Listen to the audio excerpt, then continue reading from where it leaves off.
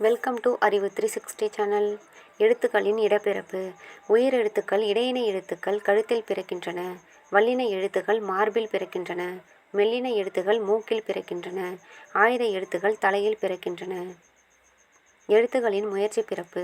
உயிர் எழுத்துக்கள் ஆ ஆ வாயை திறந்து ஒலிப்பதால் பிறக்கின்றது.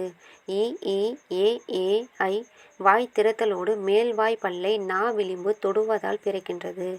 உ உ ஓ ஓ ஔ உதடுகளை குவிப்பதால் பிறக்கின்றது. மெய் எழுத்துக்கள் இக்கு இங்கு நாவின் முதற்பகுதி அன்னத்தை தொடுவதால் பிறக்கின்றது. இச்சு இஞ்சு நடுநாக்கு நடு அன்னத்தை தொடுவதால் பிறக்கின்றது. இட்டு இன்னு நுனி நாக்கு நுனி அன்னத்தை தொடுவதால் பிறக்கின்றது.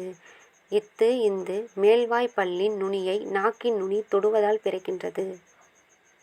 இப்பு இம்மு மேல் உதடும் கீழ் உதடும் தொடுவதால் பிறக்கின்றன. ஈ நாக்கின் அடி மேல்வாயின் அடியை அழுத்தி பொருந்துவதால் பிறக்கின்றது. இர்ரு இழு மேல்வாயை நாக்கின் நுனி தடவுவதால் பிறக்கின்றது. இல் மேல்வாய் பல்லின் அடியை நாவின் ஓரங்கள் தடித்து நெருங்குவதால் பிறக்கின்றது. இல் மேல்வாயை நாவின் ஓரங்கள் தடித்து தடவுவதால் பிறக்கின்றது.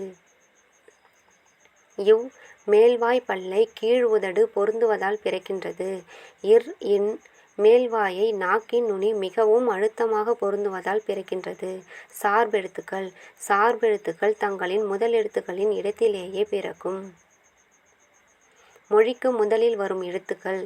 உயிர் எழுத்துக்கள் 12 உயிர்மெய் எழுத்துக்களில் 10 மொழிக்கு முதல் எழுத்தாக வரும். மீதமுள்ள 8 உயிர்மெய் எழுத்துக்கள் மொழிக்கு முதல் எழுத்தாக வரக்கூடாது.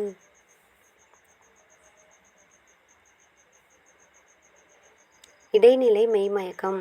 சொல்லின் இடையில் வரும் மெய் எழுத்துக்களின் மயக்கம் இரு வகைப்படும். உடல்நிலை மெய்மயக்கம் வேற்றுநிலை மெய்மயக்கம்.